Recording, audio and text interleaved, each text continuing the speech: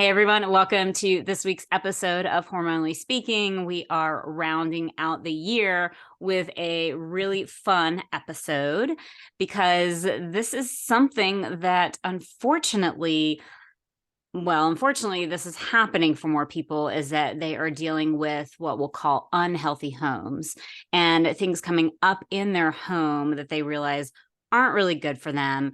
So maybe they have to do things like remediate the home, or maybe they have to move into a brand new home, and you have no idea actually how to make a healthy home because we weren't really taught that at all, right?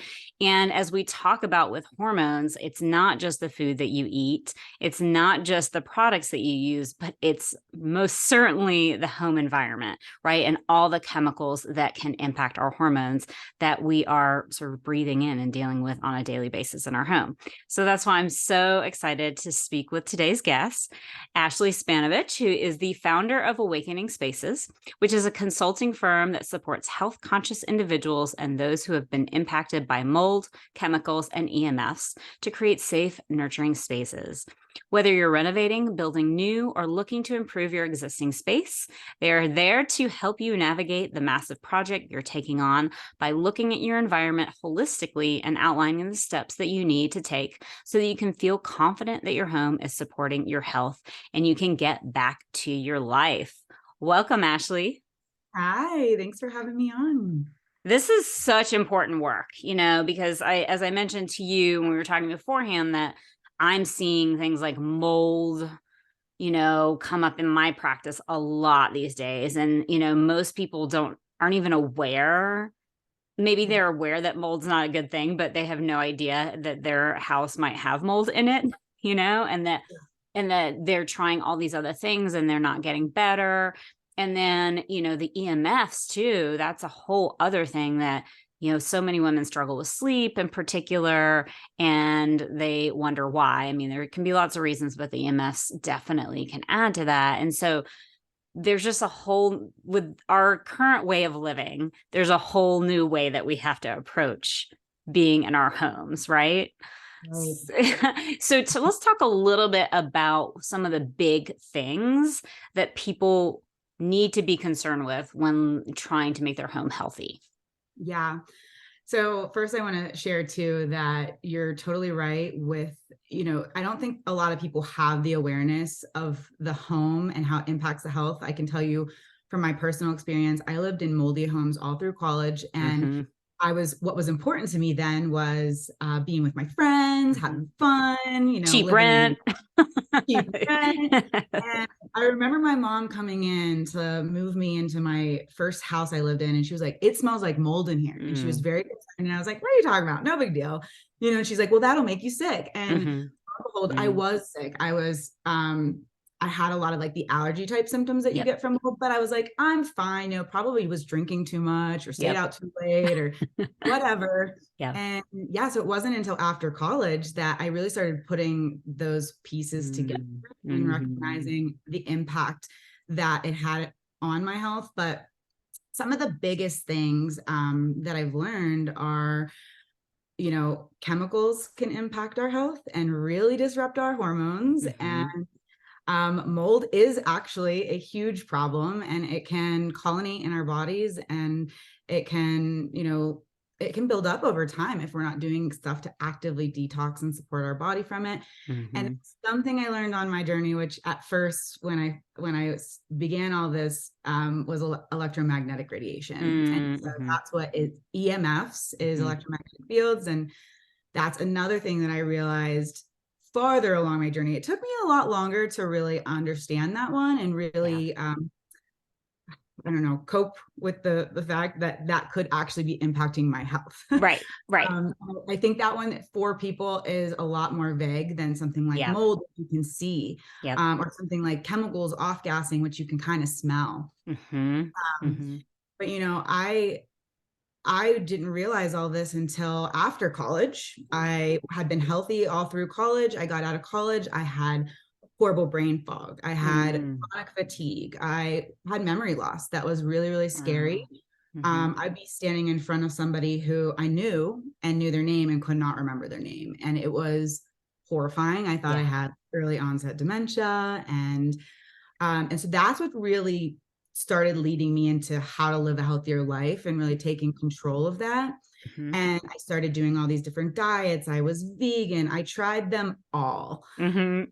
I And feel like we were on the exact same trajectory. Like I lived in Malden College. After college, like I had my first health crisis, and then I went down that path too. So I love it. Keep going. And it's so much more like, we'll get to that, but like, you realize, there's so many things, and you start to dip your toes in the world of health and try all these diets and do all these things, and you start to feel a little bit better, but there was just something that wasn't right. It was off. I could not figure out my brain fog. I could not figure out memory issues, and it was really, really scary. And I had a lot of really terrifying thoughts, like very intrusive thoughts, and it felt like my mind was going.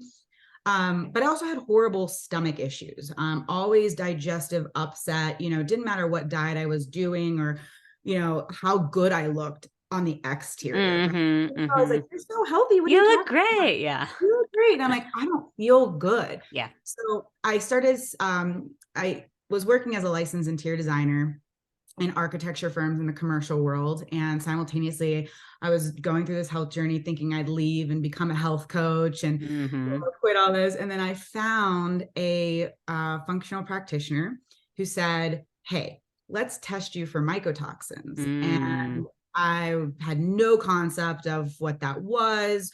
And so lo and behold, we test for mycotoxin. Turns out I was high in, a couple of different types. And she sort of opened up this can of worms of mold and our environment. And this for me was a huge shock because I spent all day, every day creating environments. I was a licensed interior designer. You're like, I know this stuff.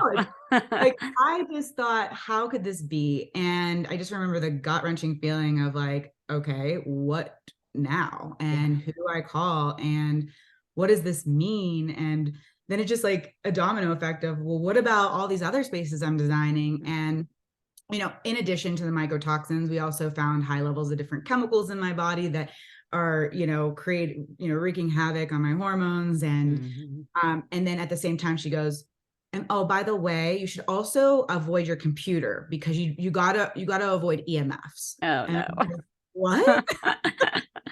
I'm like, are you kidding? Yeah. You're like, do you live now in this century? Yeah. Like, that's impossible. Yeah. Exactly. So, I'm getting dropped all this information, as many people are who start this journey. And it is just so overwhelming. And it's financially, it's such a burden, and it's really emotional, and it's just, there's so many components to it. So anyway, that all kind of led me to getting into building biology and learning and understanding our environment more, and really what are the bigger things that are creating ill health within our environment. And, it was stressful at first, but then it became empowering because it was like, there's so many things out there that we cannot control, but what we do have ability to control is our homes. We have the ability to choose the food we put in our body.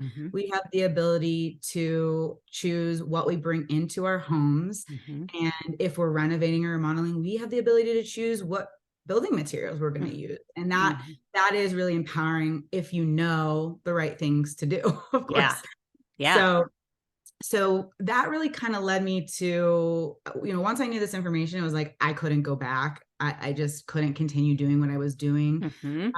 And I just started awakening spaces on a whim, kind of just saying, I'm going to educate on this. I want to continue working about this. I want to help people, where I'm at right now, and the knowledge I have, I want to help as many people as I can. And I want to continue getting more and gaining more knowledge on what really is the root cause. And so that's kind of led me into the building science world and, passive house and all these things. I mean, you could spend things I've never even heard of.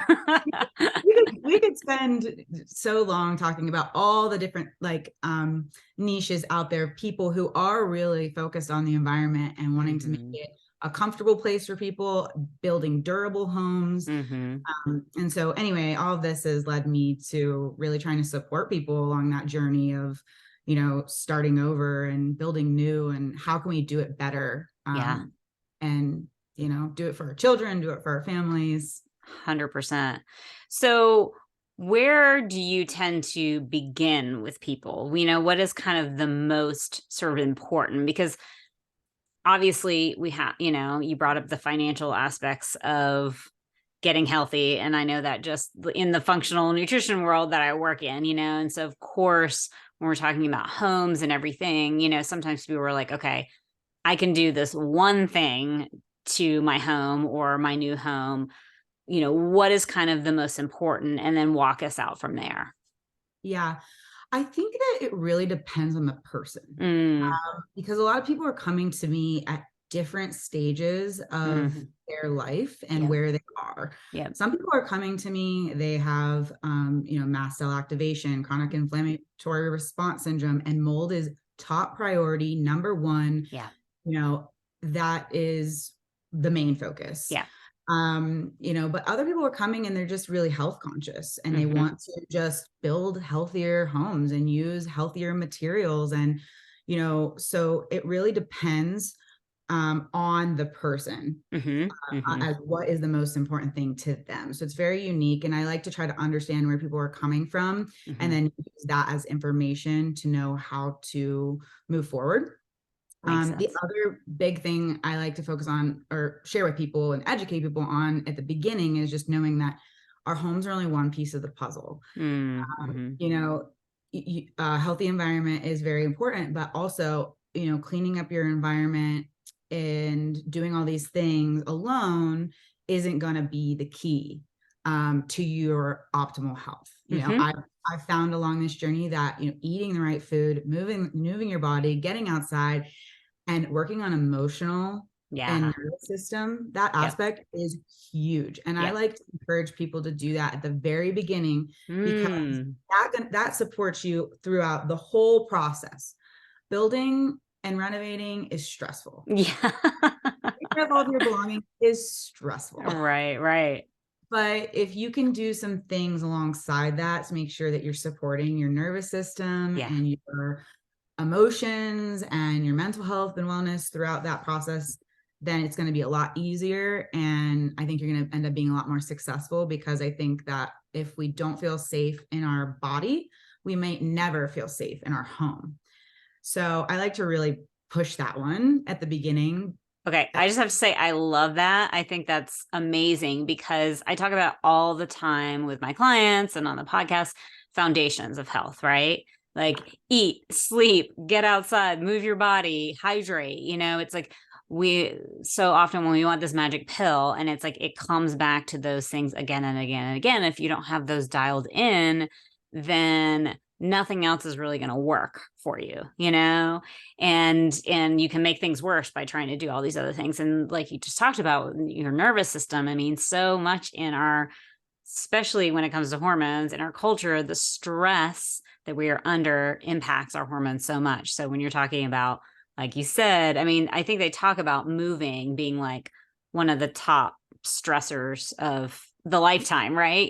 Like even if it's a happy thing that you're doing, it's still so much, right? And for most people, it's months and months and months, and sometimes maybe years in the process. So I think that that is incredible that you focus on those foundations as a first starting point and kind of keep people coming back to that, because I feel like I'm doing that all the time in my practice too.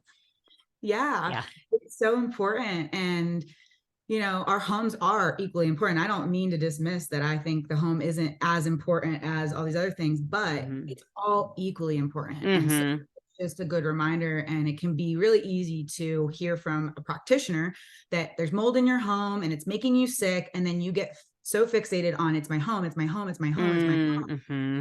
You tell yourself this story, I'm not safe in my home, I'm not safe in my home. Mm-hmm. And it's just, um, it just can be really challenging, Yeah. because even when we do all the right things, there's still people who just don't feel safe even moving Yeah. into that place because you've written that story into Right. into the tissues of your body. So that's really, really important going into Mhm. healthy home. And, Mhm. then it's really important to, if you are going to buy a new home or you're looking to move, or maybe you want to just evaluate your current home and say, oh, what, do I have anything that might be a Right. red flag or something to Mhm. look into?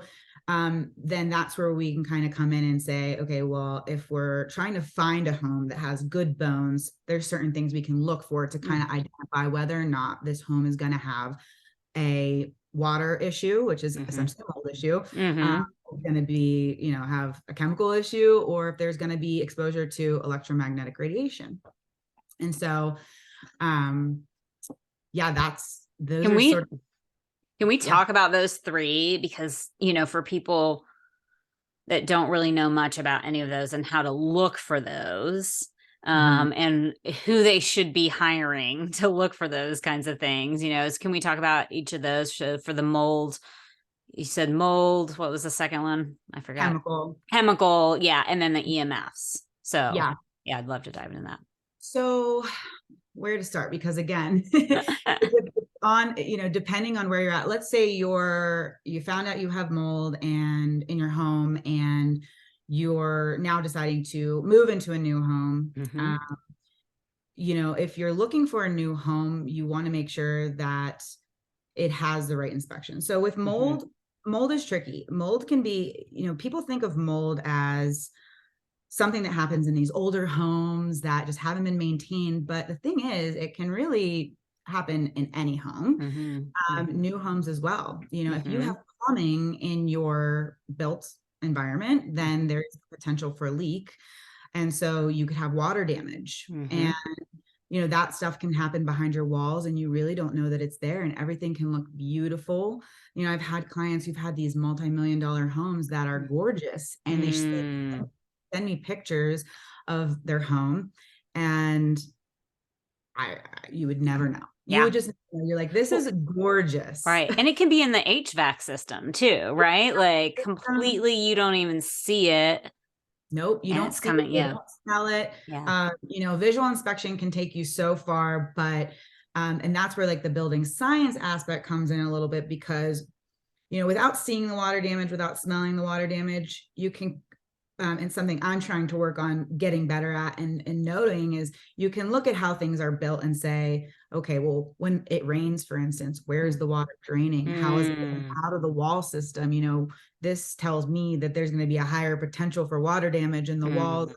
just the way things are put together. So that's sort Hmm. of on the new build side. There are definitely things that you can do, and the way that you assemble the home is really, really important to making Hmm. sure the home can dry. Mm. So with mold, the biggest thing to know is just you want a dry home. And if you're looking for a new home, you want to be looking at the foundation of the home, making sure water isn't getting near the foundation. You Hmm. want to make sure that you're not seeing any discoloration around the exterior of the home that may show or tell us that there's been water dropping there. If you could see a new home, or even go outside in your current home and in the rain and notice, where is the water going? Mm. Is it Hmm. puddling in a certain area? Like for instance, at my house, I have a downspout that was supposed to go into another downspout, and it was not all the way in the hole. So, Hmm. I went out in the rain and I see that my gutter is it's just, when it rains, it's just coming right down, right in my foundation. And it gets super wet in that area. An Yeah. easy fix, but it's something to notice, because after long-term exposure, that water is going to be moving inward Right. into your crawl space. Ugh. Yeah. So, so that's mold. Really, with mold, you just want to make sure that your building is dry, and Yeah. there's a lot of different areas to look at in that case. But and then with chemical, we have that new home smell. Maybe you're Mm-hmm. a new home, or maybe you're remodeling a room and you're painting, and even though Hmm. it says low VOC, you still notice that there's an odor. Hmm. All of these things have different chemicals in them that Mm-hmm. we inhale through our lungs, and they build up into our systems. Mm-hmm. We also have SVOCs, which are semi-volatile organic compounds. And those are, those are things that come from like plasticizers and LVT, or luxury vinyl tile, or luxury vinyl plank, I think Okay. sometimes it's called, Okay. flooring. Mm-hmm. Um, and as these materials start to break down a little bit, they degrade, and these chemicals wind up in our Release gas. them. Yeah. Yeah. Yeah. So we're kind of getting exposed to chemicals in that way. We also have combustion appliances, gas appliances in our home that have carbon monoxide that, Right. if we're not venting our home, or if we're not looking out for those, we could have backdrafts. If we don't have the proper ventilation, and then makeup air, we Wow. could be getting exposed to a lot of that too. Yeah. Oh my God. There's so many things to think about. I know. And go ahead. Good. No, no, go ahead. And then I'll Okay. ask you. Yeah. And then the last one that we look at is electromagnetic radiation. Mm-hmm. So electromagnetic radiation comes from building wiring, cell phone towers, computers, laptops, Good old uh, Wi-Fi. and our cell phone, and any electronic device that we have. And there's three main kind that we're looking at. There's electric fields, there's magnetic fields, and there's radio frequencies. There's also dirty electricity that kind of, I haven't really dove as much into that one, because there's still a lot of studies going on, and it's a little trickier. Mm. But there's things that we can do in our home to limit our exposure to that. Mm. And, with the different types, there's sort of different symptoms that can happen. So with magnetic fields, for instance, these come from things that have like a motor, or our building wire or power lines, for instance, could be good one. If you have a big transmission power line in your backyard, like the big metal ones that you see, Mm-hmm. if you have those near your home, they can actually emit a magnetic field that can reach into your home. Wow. And that can be associated with neurological disorders and all types of different things too. And then there's also studies done on childhood leukemia, Yeah. and it impacts your mitochondria, and just sets off a whole host and range of Yeah. issues. So Yeah. the more that we can limit our exposure, the better. And again, if we have control, or we're making changes in our home, it's a great place to start. But with that, I always say, don't worry about your home until you're, making sure that your cell phone is, you're reducing your use of your cell phone, or Yeah. turning it on airplane mode, because this is by far the number one Yeah. exposure we have. And I mean, I tell people, my clients all the time, it's like we keep our phones near our beds most of the time, right? Like people maybe keep their phone on their bedside table, and they're literally on it until they go to sleep. And then they pick it up first thing in the morning, right? And so it's like, it's constantly near our bodies, and it's emitting that. And it's impacting our sleep too. That's one of the first things I say to help your sleep is get your phone out of your room, get your computer out of your room at night. If unplug the Wi-Fi, that's also a really, good, easy thing to do. But it's hard to get people off of the phone thing, And so it's like, at least if you are going to have it, like turn it on airplane mode when you're getting ready to go to sleep, like bare minimum, Right. Yeah. Or try it for 3-4 days, Yeah. and see how you feel. If you notice a difference from Yep. doing any of those things, and you might notice a change. I actually have a colleague who's an electromagnetic radiation specialist, and her husband is a functional medicine doctor, and she became an EMRS because he told her she was having sleep issues, and he said, why don't you try, the Wi-Fi, the phone, and the computer? And she did. And she actually noticed such a drastic improvement that it led her down the entire wormhole. And now this is what she does. Yeah, I know. It's crazy, right? Because it's especially women over 40 really start to struggle with their sleep, and certainly that is hormonally based. But I believe that, those changes in hormones, then the EMFs become even more potent in a lot of ways, right? Because you're already dealing with these fluctuations, and then those come in, and it just makes, a huge difference. And people, don't think about up until 10, 15 years ago, we didn't constantly have our phones on us, our, laptops on us. And like, I mean, it scares me sometimes. One of my friends, like, she literally puts her phone like in her bra. Yeah.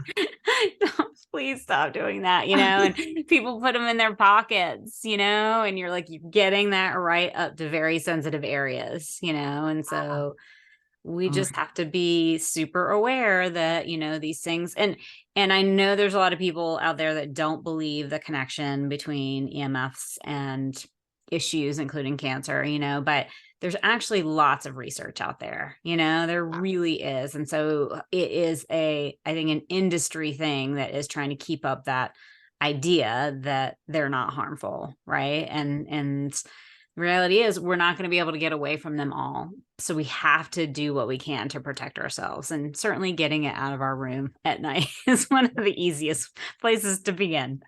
Exactly. And that's Yeah. going back to, we can't control what's outside. Yeah. So let's not worry about that. But what we Yeah. can control is our home. And I'll also say the first place I tell everyone to start is inside the bedroom, because the bedroom is where you're going to sleep every single night. It's where your body's repairing. And so, that is a great place to start, to just really start coming aware of what's in your bedroom, and, how is my sleep, and all those different things are Yeah. going to really impact. Absolutely. Okay. So I want to go back. I want to talk a little bit more about chemicals and then come back to EMFs again in terms of specific things that you think are really helpful. So like when we're talking about chemicals and we're talking about, even sort of the flooring and all of these things that can release chemicals, what are some of the, I guess, better choices, like maybe with the paint, flooring, all of that kind of stuff? Yeah, so I like to try to build as close to nature as possible. Anything that is a natural material, I am all for it. I will say that some natural materials do and can have an odor as well. So if someone's chemically sensitive, it's good to understand that just because it's natural doesn't necessarily mean it's going to be right for you.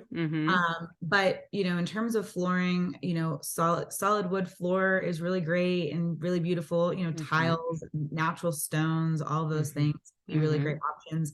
But we're also looking at how these things are installed, because oftentimes we have to use adhesives, mortar, grout, sealers, all those things. And those are what I find actually kind of add up the most. Yeah, that makes sense. So I work with people to, vet those products. I have a list of, pre-vetted things that we use, but also if there's something that a contractor wants to use or is very strong, about using, I will also vet the product to make sure.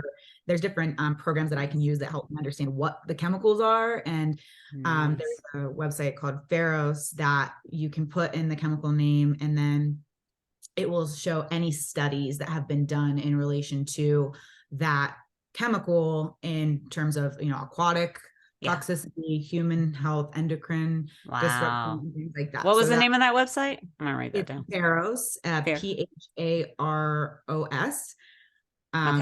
You have to pay for it. Is a little pricey. Okay. But it's a Can be great place worth to it. start. And then Green Screen is another place where you can kind of go and try to understand what the score of different materials and chemicals are. So Cool. that's those are some things that you can use to try to vet these things, because I'm not a chemist. I don't know what these chemicals do. And the other thing we don't think about often is, how are these chemicals interacting together? There's not studies done on how all these different things are reacting when they come together. So we really try to use as natural material as possible. So, and I think that's a really good point that I just kind of want to underline. I don't know if you know who Laura Adler is.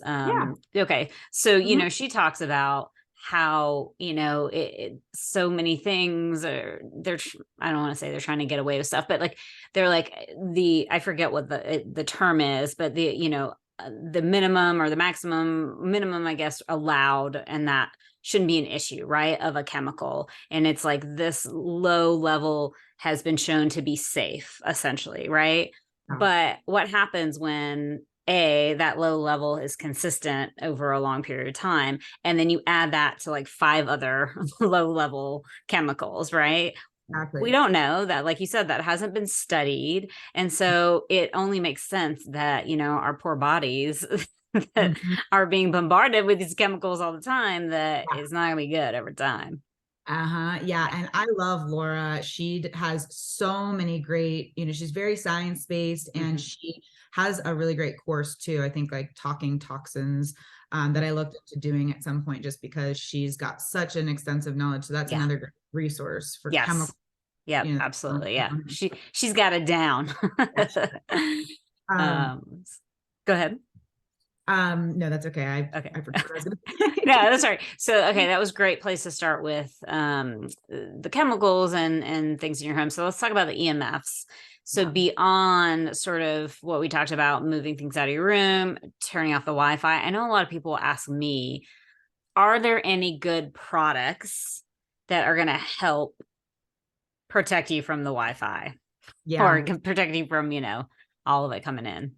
Yeah. So I, you know, what we want to do is we Hmm. want to reduce our exposure, Hmm. and we want to distance ourselves from the exposure, and we want to hardwire in. So Hmm. the Hmm. way I think about these devices is it's not getting to the root cause. So my mentor Orem used this analogy. I absolutely love it. I use it all the time now because it actually makes so much sense. He said, if a cigarette is burning in another room, are you going to put a bunch of air purifiers around you so that you don't have the smoke in your Hmm. face? Or are you going to go and find the cigarette and put it out? Hmm. Hmm. And so with a lot of these devices, I feel like it's not getting to the root cause. Hmm. A lot Hmm. of them say that they don't remove the level of, whatever the field is on a Hmm. meter, but Hmm. they positively influence the way that Mm. your body feels. Right, right. So when I was in the very beginning of my EMF journey of becoming an EMRS, I actually purchased a Mhm. Somavedic.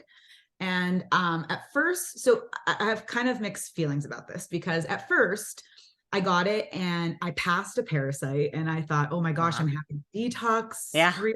reactions. And I did sleep really well.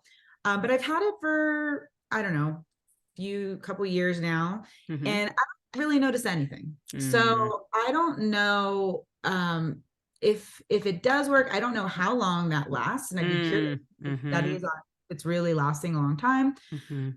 or how it influences your body over a longer period of time. Mhm.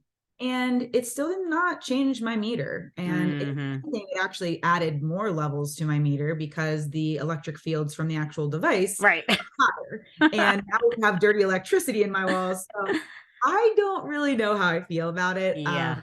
I do feel like there is some shift in energy with some different, pendants and things like that. But Mhm. again, that for me, it hasn't been as tangible of a result as actually going in, hardwiring my computer, Mhm. turning off my circuit breakers at night so that I'm not exposed to electric fields, Mm. doing different things, and removing things in my home and unplugging appliances and electronics when they're not in use. Yeah. Those things have actually created much more of a significant improvement to my health, than any of these other devices. And I've And it's a tried. lot cheaper. Actually helpful. I said, it's a lot cheaper. I said, hire somebody to come in and actually get to the root. Yeah. That's going to cost you less than Yeah. a Somavedic, or these chips, or these pendants, or Yep. whatever. Yep. And Yep. then once all those are clean and all those are, once you're good Mhm. and you're set, and you want to introduce some, Yeah. uh, EMF shielding and this and that, Mm. pendant or whatever, Yeah. go ahead and try it. That can be an added supplement if it does Right. shift the energy. But make sure you're putting out that cigarette first Makes before you sense. start cleaning your air. I think that's so good. And I even think about myself, I think what happens is a lot of times we just want that thing that's either, like whether it's a supplement or whether it's the medication or whatever, that we just are like, okay, I take that once a day and that's it. And I'm good, Mhm. versus like, okay, you have to be a little less lazy by going and shutting everything off every night and unplugging and then plugging it and turning it all back on in the morning, which is not really a big deal. But I think, we're just like, okay, path of least resistance, and it is funny sometimes because I've fallen into it too. It's like, well, okay, so you'd rather spend maybe several $100s or more on something that is supposed to protect you by like putting out positive ions or whatever they're saying, versus like just literally like, let me shut it off. And, certainly going back to, like you said, like hardwiring the computer. I know that's a huge thing, just like fully getting the Wi-Fi situation out of your house, but I know a lot of people struggle. I mean, they love their Alexa and all of that, and just like, why does an oven and a refrigerator all have to have like electronic things to work now, right? Like Yeah. that we can like speak to it and it'll do it. Now we don't need, you can open the refrigerator, it's fine. Yeah. And it allows these manufacturers to collect data on the usage of the Yep. product. And it's the Internet of Things. Yeah. That's what 5G is. It's connecting all of the things. And Mm-hmm. I was just at the ASHRAE conference, which is a refrigeration heating conference. And we talked a lot about building envelopes. And I was seeing, they're very excited. People are very excited about how we have these smart features on, our mini splits and things like that. And I'm just in my head, I'm thinking, there's a pro and a con to everything. Yeah. And they think, people think this is helping, but we just need more data to show that, these things add up and do influence our body, I think. Yeah. Yeah. And, to me too, I mean, I get the excitement as a human being. We're always excited when like new frontiers and new things happen, but in reality, so many of these things are making us less mobile too, and less just the everyday things in life that are part of our movement, our daily movement, right? People think, well, I have to go out and do all this exercise. And it's like, yes, I'd love for you to go walk. I'd love for you to go lift weights, but doing things around the house, that's also exercise too. And these products are slowly taking that away while adding the burden, on our systems with all the EMFs. So yeah, it's just, it's just worth, I'm so glad we're talking about this because I think it's really worth people thinking about it before making those purchases. Yeah. And I think I would love to see a push for manufacturers to make options that aren't exposing people so much. Like I got into a philosophical conversation at this conference with somebody who had a VR virtual reality headset and was talking about how amazing it was because they're now able to learn Spanish with other people from across the world. And they do this amazing Spanish class and they go into a real store. And when they're telling me this, it was so cool. And I was like, I want to try it. Yeah. But at the same time, the package, I think it says, children under 13 are not allowed to wear this device. And it's like, well, why? Like that just doesn't feel, because their eyes are still developing or whatever. Yeah. But it's like, if that is happening to kids, there's certainly going to be an impact on an adult body too. Exactly. And so it's like, man, if only we could find a way that we could still have this amazing technology and way to do this, but not be exposing ourselves the way that it currently has to be, that would be great. Yeah. Because I'm not against that, but Sure. Yeah. I know it is hard because like I said, as humans, we'd like to be excited and by new things, but I agree. And, it just like how exciting that was in that moment. If you had that thing, you would probably get bored with it in a few months anyway, right? And so we also have to think about that aspect. And then it's just another thing laying around putting off. Oh yeah. EMFs. We go down the conversation was the whole dinner. We were like, but what about this? And what about the impact of society? And it was like, okay. But yeah. Just reel it back in. Yeah. Right. Not to get off topic, but yeah. So it's interesting. And EMF, I think we're going to be hearing a lot more about them. And again, like the best thing about if you are buying a new home or building a new home, there's so many things you can do so that it's also convenient for you. So there's that option as well. Yeah, absolutely. And I like that you also brought up the point that it is unfortunate that a lot of these companies are just moving towards like, you have to get smart, whatever it is, that there isn't any other options. And so, Always lots of stuff to think about on that level. So tell us a little bit more about when somebody works with you, like what the process is. I'm assuming, do you only work with people locally or do you do like virtual stuff with them too? Yeah, so I do Yeah. remote and I do Okay. local. Okay. But how we'll usually start is it will start with a kickoff call. But Mm-hmm. before the kickoff call, I'm usually having I get them linked into a client portal and Google Drive where they can import all of the photos of their home, any floor plans they have, any, depending on where they are in the process, inspection reports, or just everything that they have in terms of either the home they're building, the home they're renovating, or, the home they're looking at buying. And Mm-hmm.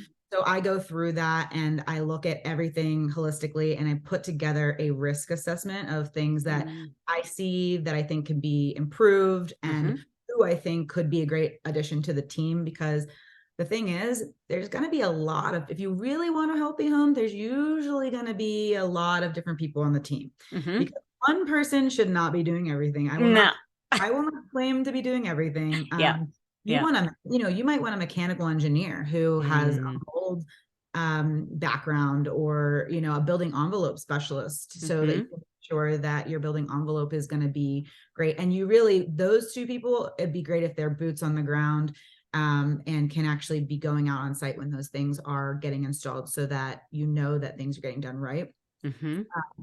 But anyways, we'll create the risk assessment and we'll do a kickoff call where we just talk about all of the different things that could happen and sort of in the order of importance, Mm-hmm. and kind of gauging where people are at. And it's just very different for everybody. And then Yeah.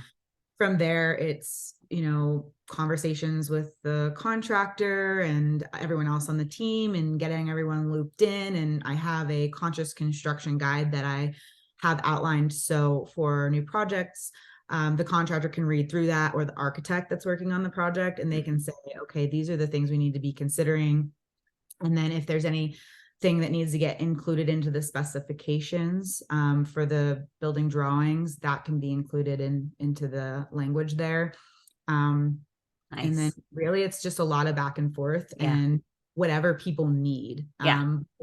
There is sort of a structure I follow, the process of design. So industry standard of, your schematic and programming phase, which is where you're really in like a conceptual phase of what are we going to do? How are we going to lay things out in 2D, just the floor plan. And then we also go into design development, and that's where we're really building things up in 3D and seeing what are the materials going to be, what's on the ceiling, what's the Mm-hmm. lighting, what's the plumbing. And then construction documents is where we'll detail those things and make sure, like, for instance, for a shower, the waterproofing details are getting in there right, and Mm-hmm. cabinetry details are all laid out right. And so it's really, I'm working with them along the whole entire process just to make sure that all of these concepts are getting implemented when they need to get implemented Right. along the process Right. or the phases of design. I love that because it is so much just thinking about how much you do need a team in this situation, right? Because it's like your contractor is not going to be thinking about all those things that you just talked about, like the healthy aspects of them, right? So, but it's like you need all these different people to kind of work together. I'm sure that that's not always fun for you to have to work with some of the other ones, but you're going to bat for them, for your client, for getting the healthy stuff in, where maybe a contractor or someone else would want to just be like cutting corners and doing the Yeah. cheapest and most available thing. For the most part, I've gotten so lucky with working with people who have such collaborative teams, and Good. it's all about finding a good contractor and someone who's open and curious, because if they're on board, they're gonna go to bat with you as well, and they want to make it work, and, Yeah. and if you're curious about doing new things and learning new ways, Yeah. then you're golden. Yeah, So absolutely. You're like, it's a perfect opportunity. That's so great. Well, thank you for sharing all this amazing information with us today. One thing I thought about that I did want to ask you before you go, because I'm always curious and people ask me, do you have a favorite non-toxic mattress? oh gosh, there's actually a lot of really great Okay. options out there. Okay. I have a Samina bed that I Okay. absolutely love, and I basically spent all my money on that bed and pimped out everywhere else in my house because I wanted that bed. But it's a really great if you have the budget and you want to put all your money in your bedroom, which is where I always suggest to put your money, Mm-hmm. then that's a great option. Mm-hmm. Avocado makes Mm-hmm. a natural latex bed that's very popular Mm-hmm. and people have loved it. I've personally slept on it and loved it. Okay.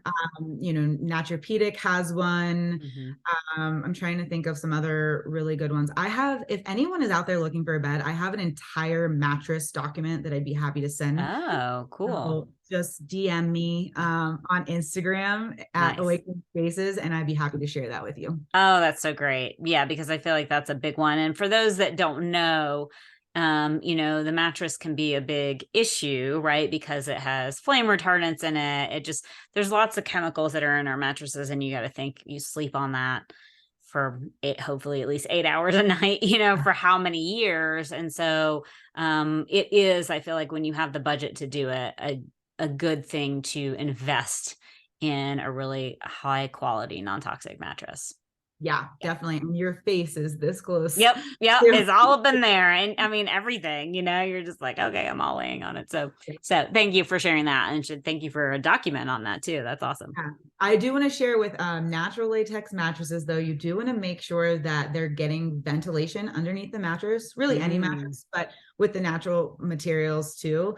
You want to make sure it's getting nice airflow underneath to keep it dry on both ends. So because there have been some people who have said, that they found mold in between the layers of their mattress. And I would just wonder, well, how was it? What was the platform it was on? Yeah. So just really something important to consider when you're thinking Interesting. about that. Not something I thought about, but I could totally see mold growing underneath a mattress. Wow. Lots of things to think about all the time. Well, thanks again for being here with us today and sharing all that amazing information. It was so amazing. I'm blown away. And I know there's so much more I could ask you, but we'll stop there for now. And so as you mentioned, your Instagram is at Awakening Spaces. And then your website is also Awakening Spaces. Yep, awakeningspaces.com. Okay, perfect. Yep. So people can contact you there. All right, you guys, thanks so much for being here with us this week, and I will see you next time.